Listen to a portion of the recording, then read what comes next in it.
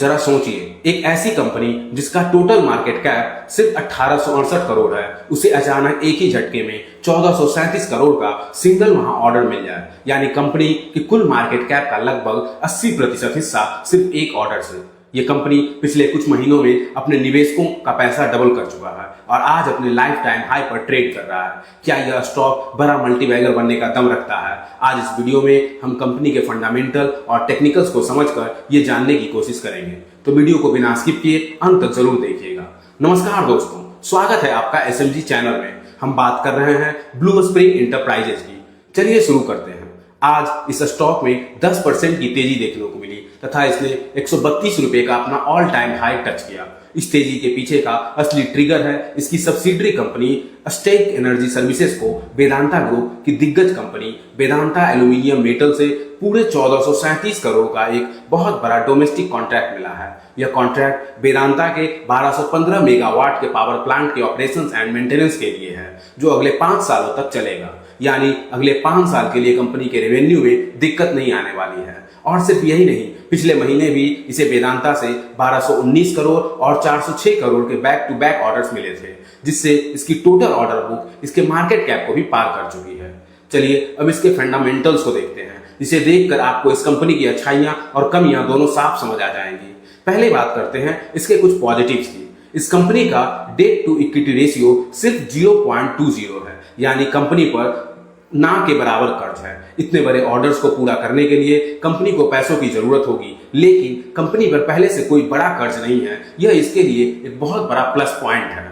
इस कंपनी का share holding pattern भी बहुत सॉलिड है। कंपनी के प्रमोटर्स के पास 58.16% की एक मजबूत हिस्सेदारी है। इसके साथ साथ इतनी छोटी स्मॉल कैप कंपनी होने के बावजूद FII का इसमें 5.71% का स्टेक है, जो कंपनी के बिजनेस मॉडल पर भरोसा दिखाता है।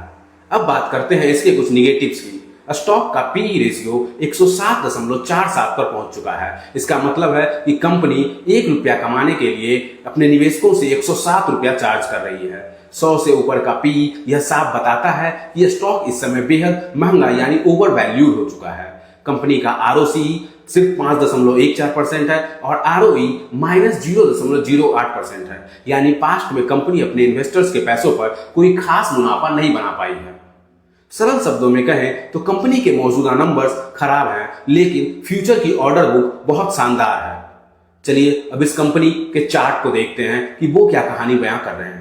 अगर आप ब्लू स्प्रिंग इंटरप्राइजेज का डेली चार्ट देखेंगे तो स्टॉक ने 120 से 122 के अपने एक बहुत कड़े रेजिस्टेंस जोन को ब्रेकआउट दिया है।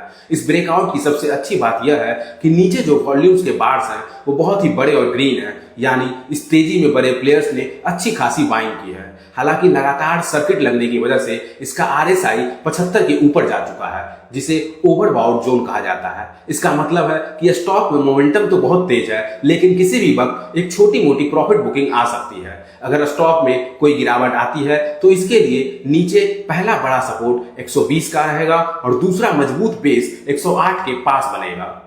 इस कंपनी की ऑर्डर बुक बहुत हैवी है, लेकिन करंट वैल्यूएशंस काफी महंगे हैं। इसलिए फोमो में आकर, यानी इस डर से कि यह स्टॉक हाथ से छूट न जाए, इतना ऊपर इसे खरीदना थोड़ा रिस्की हो सकता है। समझदारी इसी में होगी कि अगर मार्केट के मूड के साथ इस स्टॉक में कोई गिरावट आती है और यह अपने 120 के सपोर्ट के पास या 108 से 120 की रेंज में आता है, तब risk reward ratio fresh entry के लिए बेहतर हो सकता है।